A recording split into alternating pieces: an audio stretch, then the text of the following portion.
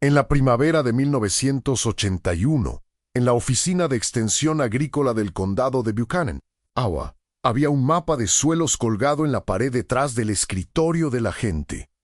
Todo agricultor del condado conocía ese mapa. La tierra buena estaba sombreada oscura. El rico limo negro de pradera que producía 150 fanegas de maíz sin sudar. La tierra promedio estaba sombreada en gris. Y luego había un parche en la esquina noroeste, cerca de los barrancos del río, sombreado casi en blanco. 40 acres. Suelo clase 6, rocoso, delgado, con pendientes pronunciadas en partes. El tipo de tierra donde la hoja del arado chocaba con la piedra caliza antes de llegar a 15 centímetros de profundidad. El agente de extensión del condado, un hombre llamado Dale Miser, tenía un nombre para ella. La llamaba Tierra Muerta. Nadie discutía con él. Esos 40 acres habían sido ignorados, traspasados y abandonados más veces de las que alguien podía contar. El último hombre que intentó cultivarla, un arrendatario llamado Sweeney, se rindió después de 2 temporadas y le dijo al dueño que prefería cavar zanjas antes que pelear con esas piedras un día más. La tierra quedó vacía. Las malezas la tomaron. Los cedros fueron entrando desde los cercos. El condado dejó de listarla como tierra de cultivo en los registros del tasador. Para todos los efectos prácticos, había sido borrada. Y entonces, en marzo de 1981, un hombre llamado Walter Gansen la compró. 40 acres de la peor tierra del condado de Buchanan, Iowa, pagó $185 el acre cuando la tierra buena se vendía a 3.2. El vendedor de John Deere del pueblo, un hombre llamado Bill Kramer, se enteró en la ferretería y se rió tan fuerte que derramó su café. Falcon acaba de comprar tierra muerta, dijo. Es como comprar un ataúd y llamarlo casa. Todos se rieron. Por un tiempo eso fue el chiste. Después dejó de serlo. Para entender por qué Walter Ganson compró 40 acres de roca y fracaso, hay que entender lo que estaba pasando en el Iowa rural en 1981, y para entender eso, hay que retroceder unos años. En los años 70, la agricultura americana pasó por lo que los economistas llamaron después la Gran Expansión. Los mercados de exportación, especialmente hacia la Unión Soviética, llevaron los precios de los granos a máximos históricos. El maíz llegó a $356 el fanega. La soja tocó los 10. Los precios de la tierra se duplicaron, luego se triplicaron.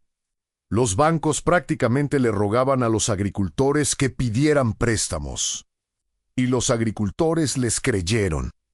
Entre 1970 y 1980, el precio promedio de la tierra agrícola en Iowa subió de $419 el acre a $2.147 el acre. Un aumento del 412% en 10 años. Los agricultores que habían sido cautos toda su vida de repente se encontraron sentados sobre lo que parecían minas de oro. Y los banqueros, los vendedores y los representantes de agroinsumos decían todos lo mismo: expándase, endeúdese, compre más tierra, compre equipos más grandes. El mundo necesita comer y ustedes son quienes lo alimentan. Entonces lo hicieron. Compraron tierra a $3.0 el acre con 40% de pie y 12% de interés. Cambiaron sus viejos tractores por nuevos John Deere, $4,440 a $32,000 cada uno. Construyeron nuevos silos, nuevos establos, nuevas bodegas de maquinaria. Todo a crédito. Luego la música paró. En octubre de 1979, el presidente de la Reserva Federal subió las tasas de interés para combatir la inflación. Para 1981 la tasa PRIME llegó al 215%. Los préstamos operativos de las haciendas que se habían escrito al 9% ahora se renovaban al 18%, al mismo tiempo.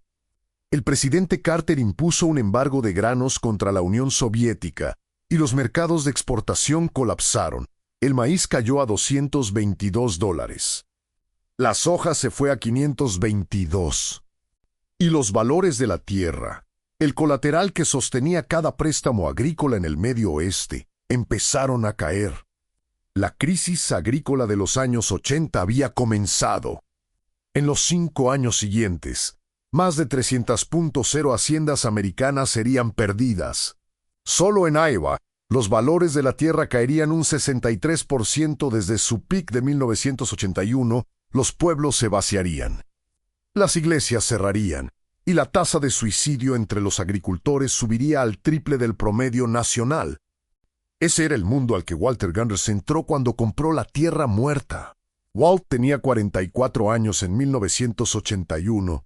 Había crecido en la hacienda de 200 acres de su padre en las afueras de Jessup, en el condado de Buchanan.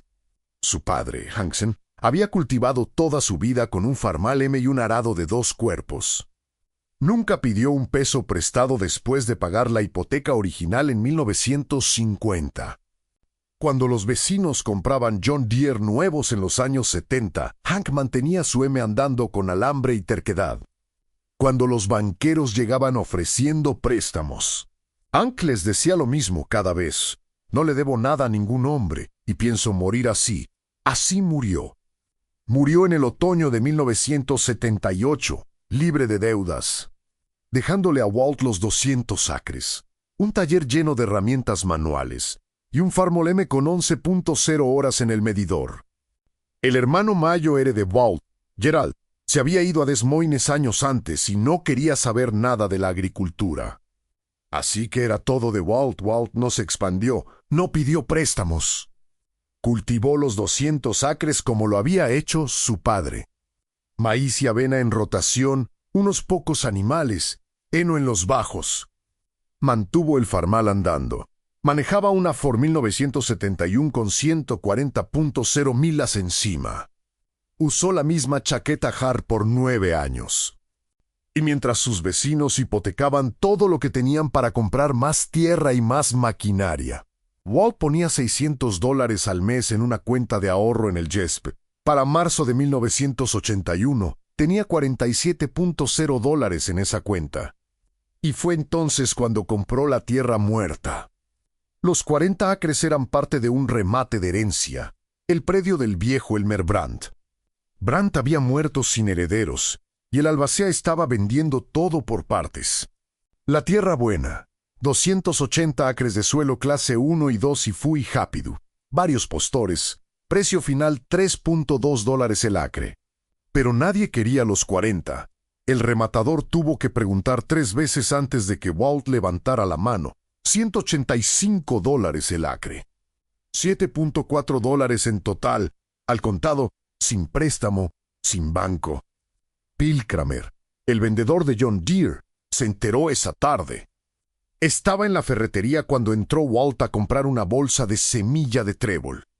Bill estaba apoyado en el mesón, con su reloj de oro captando la luz fluorescente, contando una historia sobre un agricultor que acababa de comprar un 4640 nuevo.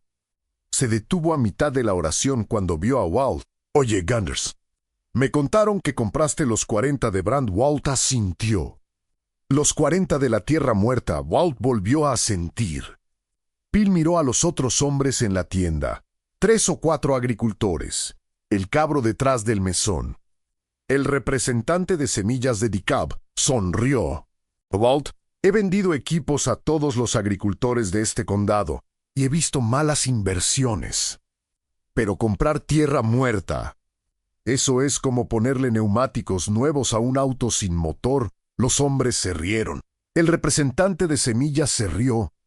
Hasta el cabro detrás del mesón sonrió. Walt no dijo nada. Recogió su bolsa de semilla de trébol, pagó los $1,450 y salió. Puso la semilla en la tolva de su Ford, arrancó el motor y manejó a casa por caminos de ripio mientras el sol se ponía detrás de los elevadores de granos. No parecía enojado. No parecía avergonzado. Parecía un hombre que sabía algo que nadie más sabía. Ahora bien, si usted es agricultor y está escuchando esta historia, probablemente ya sabe cuál es el problema con la tierra muerta. No es solo que el suelo sea delgado y rocoso.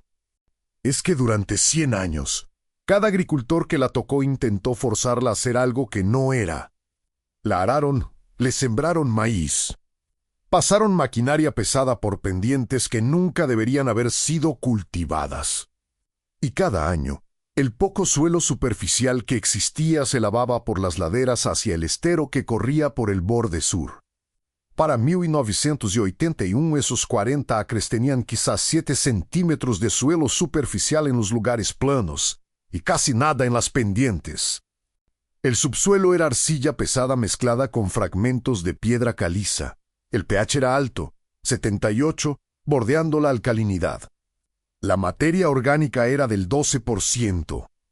Para referencia, el buen suelo de pradera de Iowa tiene materia orgánica de entre 5 y 6%. La tierra muerta había sido cultivada hasta morir y luego abandonada para confirmar el diagnóstico, pero Walt no intentó cultivarla. No de la forma que todos esperaban. Lo primero que hizo en abril de 1981 fue caminar cada centímetro de esos 40 acres. Llevaba un cuaderno y una sonda de suelo, un tubo de acero con mango en T que su padre había fabricado en el taller. Tomó muestras de suelo en 47 puntos distintos. Anotó donde la piedra caliza estaba cerca de la superficie, donde la arcilla era más profunda, donde se acumulaba el agua después de la lluvia, donde las pendientes miraban al sur, donde miraban al norte. Mapeó todo a mano en papel cuadriculado, sentado en la mesa de la cocina cada noche por una semana. Luego hizo algo que nadie en el condado había visto nunca. No aró, no pasó disco. No sembró maíz ni soja ni nada por lo que el mercado pagara. Sembró trébol rojo específicamente. 15 kilos por acre esparcido a mano desde una bolsa de lona colgada al hombro. Caminando esas laderas rocosas con sus botas de trabajo mientras sus vecinos manejaban en cabinas con aire acondicionado sobre tierra negra y plana. Sembró las áreas más planas con una mezcla de trébol rojo y pasto Timoteo. Sembró las pendientes más pronunciadas con trébol dulce y pasto escoba. Y en el terreno más bajo y húmedo cerca del estero, plantó pasto caña para sostener las orillas. Bill Kramer pasó una tarde en su camioneta con el logo del concesionario en la puerta. Aminoró la velocidad, vio a Walt esparciendo semilla a mano en esa ladera rocosa, y sacudió la cabeza. Más tarde en el café del pueblo contó la historia. Garson está sembrando tierra muerta con trébol a mano, como si fuera 1910. Esa tierra no va a producir trébol mejor de lo que produjo maíz, pero sí produjo. Porque esto es lo que Bill Kramer y la mayoría del condado de Buchanan no entendían. El trébol es una leguminosa. Y las leguminosas hacen algo que el maíz y la soja no pueden hacer. Fijan nitrógeno. Sus raíces forman una relación simbiótica con bacterias llamadas rizobios, que extraen el nitrógeno del aire y lo convierten en una forma que las plantas pueden usar. Un buen cultivo de trébol rojo puede fijar entre 80 y 150 kilos de nitrógeno por acre por año. Eso equivale a entre $40 y $75 de amoníaco anhidro gratis, pero eso no era lo único que hacía el trébol. Las raíces iban profundo. Más profundo que las raíces del maíz. Más profundo que las del trigo. Rompían ese subsuelo de arcilla pesada y creaban canales, pequeñas autopistas para que el agua y el aire penetraran la tierra. Cuando el trébol moría en invierno, esos canales de raíces quedaban abiertos, y las raíces en descomposición alimentaban la biología del suelo. Vinieron las lombrices. Vinieron los hongos. Volvió la vida microscópica que hace que la tierra esté viva. Las bacterias, los protozoos, las redes de micorrizas. Todo volvió a una tierra que había estado biológicamente muerta por décadas. Walt no cosechó el trébol el primer año. Lo dejó crecer, lo dejó florecer, dejó que las abejas lo trabajaran, y en octubre lo cortó y lo dejó tendido. La biomasa volvió al suelo, cobertura, mantillo, alimento para los microbios. El segundo año, 1982, hizo lo mismo. Pero también trajo algo más. Bueno, hizo un trato con un lechero llamado Arch, que vivía a 5 kilómetros. y que tenía más guano del que sabía qué hacer. Walt lo acarreó él mismo, 15 cargas usando una esparcidora prestada y su Farmo M. Lo esparció fino, como 8 toneladas por acre en el terreno más plano, menos en las pendientes. Los nutrientes alimentaron el trébol. El trébol alimentó el suelo. El suelo empezó a cambiar. Para el otoño de 1982, Walt tomó otro conjunto de muestras de suelo. La materia orgánica en las áreas planas había subido del 12% a 1,6%. No suena a mucho, pero en ciencias del suelo un aumento del 0,4% en la materia orgánica en un año es significativo. Significaba que la biología estaba funcionando. La tierra estaba volviendo a la vida. El agente de extensión del condado, Dale Miser, el mismo hombre que la había llamado Tierra Muerta, se enteró de lo que Walt estaba haciendo y fue a ver. Caminó los 40 acres con Walt, tomó sus propias muestras y no dijo mucho. Pero cuando volvió a su oficina, sacó el estudio de suelos y escribió una nota al margen del archivo de Walt Gunderson haciendo algo poco común. Vale la pena observar el tercera U. 1983 Walt agregó otra capa. Sembró avena dentro del trébol, un cultivo nodriza que le daría una pequeña cosecha de grano mientras el trébol seguía construyendo el suelo debajo. También empezó a acercar las pendientes más pronunciadas y a meter algunos animales a pastorear el pasto. No muchos, solo 8 cabezas en 40 acres, carga ligera. Los movía cada pocos días para que no sobrepastorearan ningún punto. El ganado hizo lo que el ganado hace en pastizales bien manejados, comió el pasto. Depositó guano.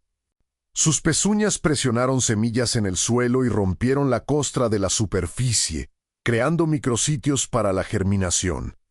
El pisoteo, que habría sido destructivo con cargas altas, era beneficioso a cargas bajas.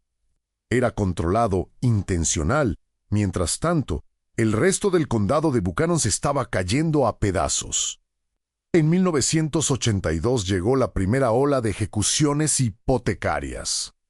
Los agricultores que habían pedido préstamos al 9% ahora pagaban el 18% en préstamos operativos. El maíz estaba a $240. Los valores de la tierra caían $200 por acre cada año. La Administración de Haciendas empezó a emitir avisos de aceleración exigiendo el pago completo de préstamos que los agricultores pensaban que tenían décadas para pagar. Las opciones eran claras: liquidar voluntariamente o ser cerrado. El concesionario de Bill Kramer, que había vendido 32 John Deere nuevos en 1979, vendió 7 en 1982. Y 3 de esos fueron reposesiones de sus propios clientes que tuvo que recuperar y revender. La sala de exposición, que había estado llena de fierro verde y brillante, estaba medio vacía. Bill empezó a vender equipos usados, incluyendo farmos de los que se habría reído 5 años antes. Walt observaba todo desde la Tierra Muerta, no decía nada. Solo seguía sembrando trébol. Ahora, antes de contarles lo que pasó después, necesito hablarles de una conversación que tuvo lugar en el otoño de 1983, porque cambió todo. Walt había ido a una reunión en la oficina de extensión de Iowa Standards, la capital del condado. El expositor era un científico del suelo de la Universidad Estatal de Iowa, llamado Dr. Richard Koig. Koig había estado estudiando algo que la mayoría de los agricultores en 1983 nunca había escuchado: la agricultura sin labranza. La idea era simple pero radical de Jacques Girard: dejar de disturbar el suelo, plantar las semillas directamente en el residuo del cultivo anterior y dejar que la biología del suelo hiciera el trabajo que se suponía que hacía la labranza. Después de la charla, Walt esperó hasta que todos los demás se fueran. Luego caminó hasta el Dr. Koig y le mostró las muestras de suelo de la Tierra Muerta, 3 años de datos. La tendencia de la materia orgánica, los cambios de pH, las medidas de profundidad de raíces. Koig miró los números por un buen rato. Luego miró a Walt. ¿Cuántos acres? 40. ¿Cuánto pagó? 185 el acre. Coig estuvo callado un momento. Luego dijo algo que Walt nunca olvidó. Señor Gunderson, todos en este condado compraron la mejor tierra que podían pagar y luego la minaron hasta que quedó promedio. Usted compró la peor tierra del condado y la está convirtiendo en algo mejor en 10 años.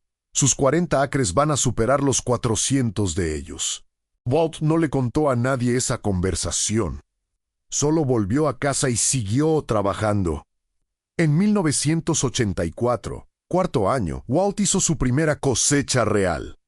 Sembró avena y trébol rojo juntos en los 25 acres más planos. La avena rindió 62 fanegas por acre. No espectacular, pero respetable. Más importante, el trébol debajo estaba grueso y sano, ya fijando nitrógeno para el año siguiente. Vendió la avena en el elevador a $185 el fanega. Ingreso total, $2.86750, modesto. Pero la tierra había sido gratis de operar. Sin fertilizante comprado, sin herbicidas, sin equipo caro. Su costo operativo era esencialmente el diésel del Farmoleme y la semilla. Quizás $400. En los 15 acres restantes, las pendientes pronunciadas, el ganado que pastoreaba le estaba yendo bien.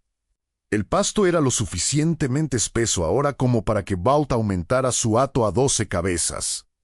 Vendió 4 terneros en el otoño en el remate de Jessup. Ingreso total de la tierra muerta en 1984, $4.26750. Costo total, aproximadamente $400. Ganancia neta, $3.867. De 40 acres que todos decían que nunca producirían nada. Pero acá está lo que los números no mostraban.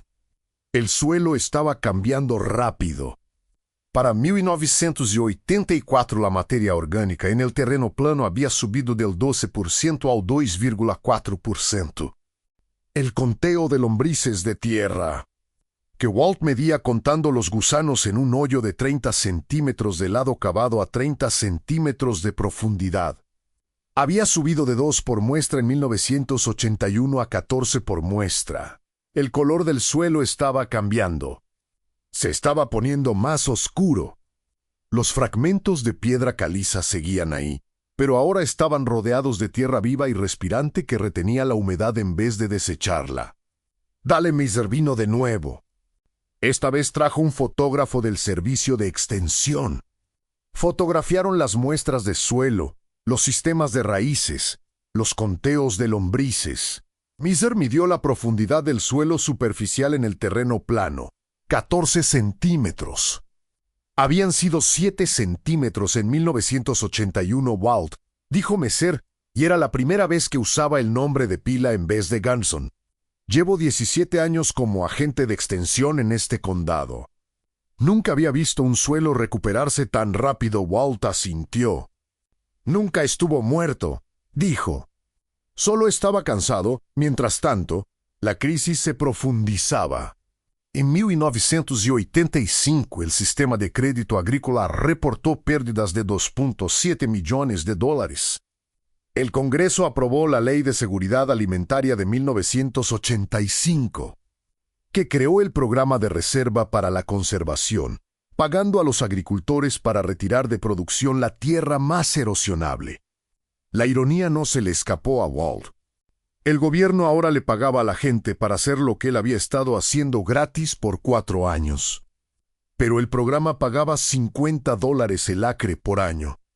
Los 40 de Walt estaban ganando más que eso, y mejorando cada año. Bill Kramer cerró su concesionario ese año. El edificio quedó vacío en la carretera a las afueras de Jessup. El gran letrero de John Deere se apagó por primera vez en 23 años. Bill consiguió trabajo vendiendo seguros en Waterloo. Algunos decían que tuvo suerte. Al menos se salvó con su casa. Muchos de sus clientes no. Ese mismo año, Walt sembró su primer maíz en la tierra muerta. No los 40 completos. Solo 8 acres, el terreno más plano y más recuperado.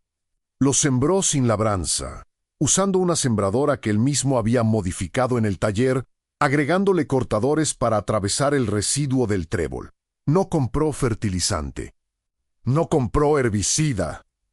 Sembró el maíz directamente en el suelo de trébol muerto, confiando en 5 años de trabajo biológico para proveer los nutrientes. El condado miraba, algunos con curiosidad, algunos con escepticismo, unos pocos con algo que parecía esperanza. El maíz emergió en hileras irregulares. La sembradora sin labranza no era perfecta. El stand era más delgado que un campo convencional. Bill Kramer, aunque ya no tenía concesionario, pasó y le dijo a la gente en el café: «El maíz de Gonson se ve pésimo». Les dije que esa tierra estaba muerta, pero Bill estaba mirando lo que no debía. Estaba mirando el aspecto. Walt estaba mirando las raíces. Cuando llegó el calor de agosto, el tipo de calor que hornea la arcilla de agua hasta convertirla en concreto y estresa el maíz convencional, hasta enrolarlo a las mediodía, el maíz de Walt no se enrolló. El suelo debajo del residuo de trébol estaba fresco y húmedo. Los hongos micorrízicos en la zona de las raíces estaban entregando agua y fósforo desde profundidades que las raíces convencionales no podían alcanzar. El suelo biológico que Walt había construido funcionaba como una esponja, absorbía la lluvia, la retenía y la liberaba lentamente. Los 8 acres del primer maíz de Walt en tierra muerta rindieron 134 fanegas por acre. El promedio del condado ese año, en tierra que se suponía era de las mejores del estado, fue de 128 fanegas. Dalemeser hizo una llamada a Iowa State. «Necesitan mandar a alguien acá», dijo. «Algo está pasando en los 40 de Gunson que tienen que ver para 1988. Walt llevaba 7 años trabajando la tierra muerta. La transformación era visible desde el camino, donde había habido malezas, árboles de cedro y roca expuesta. Ahora había un patchwork de tierra oscura, pasto grueso y cultivos sanos. Los cercos estaban limpios, el ganado estaba gordo. El estero que corría por el borde sur, que había estado lleno de barro por décadas, corría claro ahora, porque el suelo de las laderas ya no se estaba lavando hacia el Iwast. Mandó a una estudiante de posgrado llamada Karen Price a estudiar los 40 acres. Pasó el verano de 1988 recolectando datos, y lo que encontró se convirtió en parte de su tesis de maestría. La materia orgánica en la tierra muerta original había subido del 12% al 38% en 7 años. La tasa de infiltración del agua, que tan rápido la lluvia se absorbía en el suelo en vez de escurrirse, había aumentado en un 340%. La estabilidad estructural del suelo había pasado de pobre a buena. La población de lombrices era de 22 por pie cúbico, más alta que el promedio del condado en suelo clase 1. La tesis de Karen se tituló «Restauración biológica de tierras de cultivo degradadas en el noreste de UA, estudio de caso de 7 años», fue citada en 12 trabajos posteriores sobre salud del suelo y agricultura regenerativa, pero Walt nunca la leyó. Estaba demasiado ocupado cultivando. En 1988 sembró 30 de los 40 acres de maíz. Rendimiento: 148 fanegas por acre. Promedio del condado: 131, sin fertilizante comercial, sin herbicidas. Control de malezas con el sotobosque de trébol y cultivo oportuno con su Farmall. Su costo por fanega era de aproximadamente 85 centavos. El costo promedio del condado por fanega era de $2. Haga la cuenta. Walt estaba produciendo más maíz a menos de la mitad del costo, en tierra que todos decían que no valía nada. Su ganancia neta por acre era casi el triple del promedio del condado. Y su tierra. Los 40 acres que compró a $185 el acre en 1981 para 1988. Tierra comparable restaurada en el condado se tasaba a $1.4 el acre.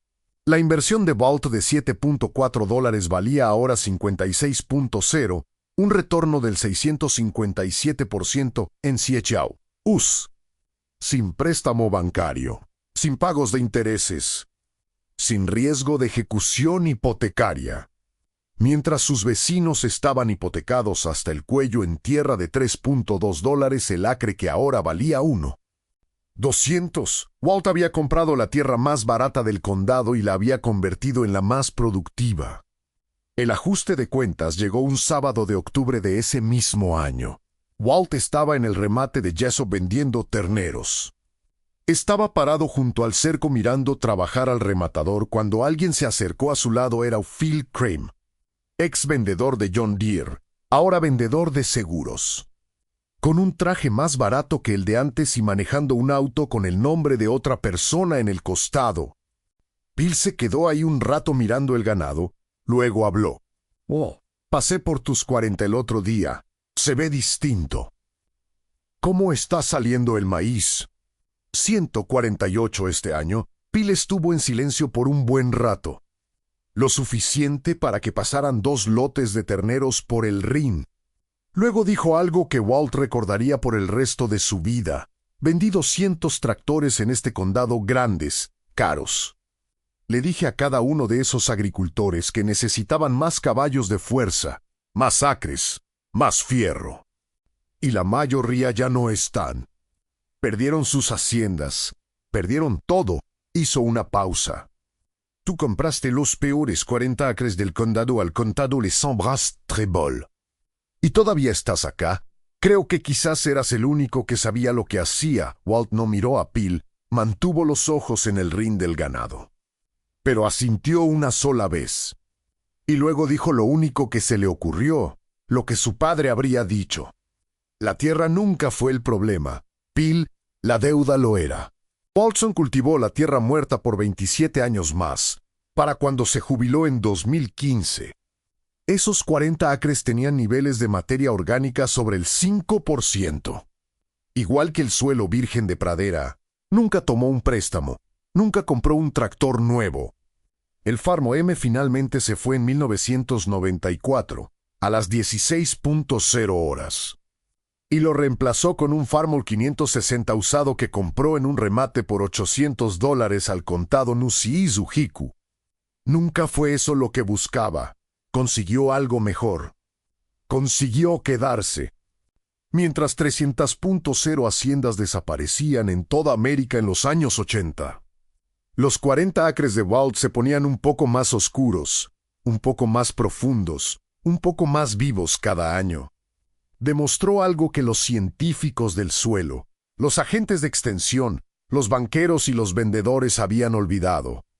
La tierra no necesita más dinero encima. Necesita más tiempo, más paciencia, más biología y menos deuda. Dale Miser se jubiló del servicio de extensión en 1998. En su último día, fue a su oficina y descolgó el mapa de suelos que había colgado en la pared por 30 años. Miró el parche blanco en la esquina noroeste, los 40 acres que él había llamado Tierra Muerta, y con un marcador negro los coloreó, tan oscuro como la mejor tierra del condado. Luego escribió 2 palabras debajo: la tierra de Walt.